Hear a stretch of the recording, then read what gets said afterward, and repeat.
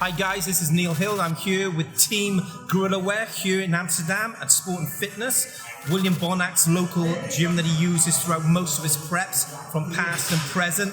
We're exactly 10 weeks out from this year's Arnold Classic, 10 weeks out from the 2019, and obviously there's a lot of pressure riding on the success of William going into next year's show. But anyway, we're here today with Team Gorilla Wear. We're looking forward to educating all you guys and girls around the world with some great content today here live in one of our live workouts with William Bonac. So I'm with William, and I'm also here with Kendrick, which is William's training partner, which William's been training with for the last number of years now. So anyway, we're going to get on with it. No more bullshit. Let's get some training done. Let's go. Perfect. Okay. I'm unstoppable. Do the impossible. I'm irresponsible. Yet I'm phenomenal. I got an arsenal. I'm dropping bombs, you know.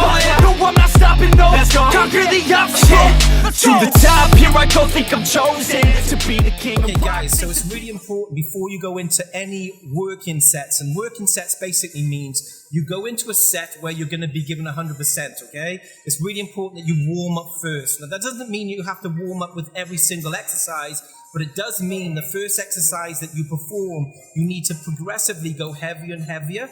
And you're not just getting synovial fluid and blood around the body, you're also trying to neurologically connect with the muscle group that you're training.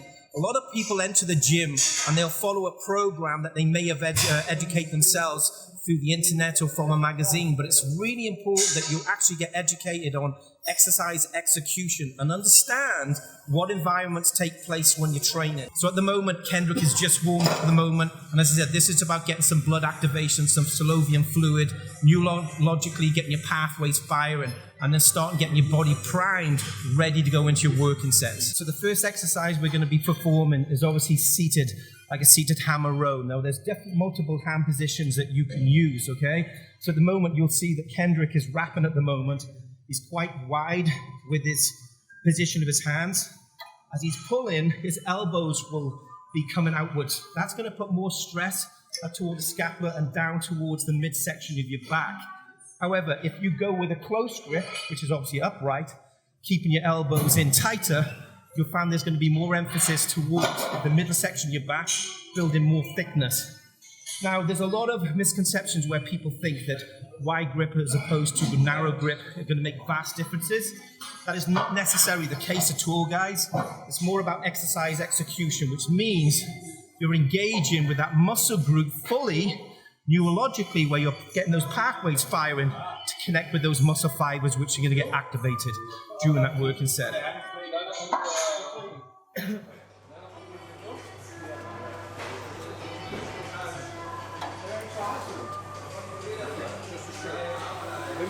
To the top, here I go, think I'm chosen to be the king of rock, think the people have spoken. I can hear the tick-tock of the clock, I'm in motion. So now I'm gonna pop, causing all this commotion. Yeah, sometimes I think that I'm unstoppable. Yeah, ready to go, man.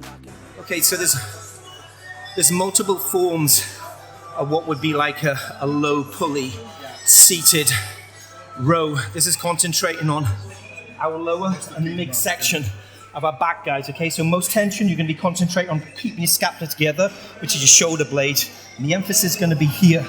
Depending on the height of your backside, where you're sitting, whether you're high or low, will depend whether that stress goes higher or whether it goes lower. But ultimately, this is a really great mass building exercise, guys. And as I said, it's really important that when you perform these exercises, you're contracting and squeezing and engaging and not just moving the weight. Yeah, ready to go, man, lock it low. That's right, I swear to God that I could drop you, bro. Yeah, I got a shot. I'm busting my ass there, guys. Just remember, when you go into every working set, you need to put yourself in an environment, challenge yourself, and stay out of your comfort zone. You're not going to create those changes by staying in your comfort zone. You will always need to challenge yourself. That's why progressive overload is such a great way and method of training. But progressive overload isn't just about the amount of intensity or reps or the amount of sets you do in a workout. It's about how you engage yourself mentally and physically I'm not just one of all the above.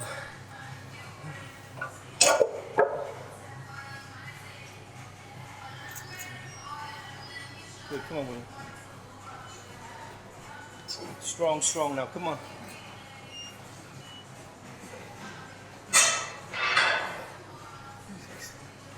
Okay guys, so when it comes to exercise selection and also sets and reps, the amount of reps and sets you do in relationship to that exercise, it's also gonna depend on how much you'll get an emphasis and how much you're squeezing, contracting and engaging with that movement.